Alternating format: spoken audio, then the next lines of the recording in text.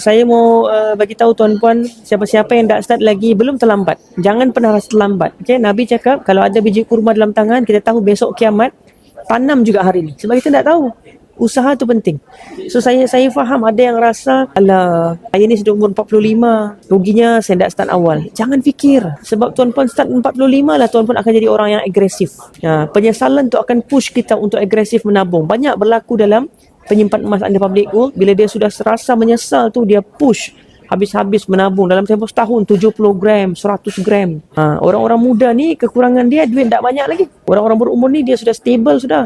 Loan pun habis bayar, kereta dia, income pun sudah stable, naik gaji, pangkat pun sudah tinggi kan. Jadi kita boleh bagi 1001 alasan. Apa yang penting adalah berapa-berapa pun duit yang kita ada, paksa menabung setiap bulan RM100 minimum. Yang best dekat account gap ni tuan-puan, kita mau pajak boleh, kita mau jual boleh, kita mau withdraw boleh, kita mau beli boleh, anytime, 24 hours, 7 days a week. Tak perlu tunggu kedai buka.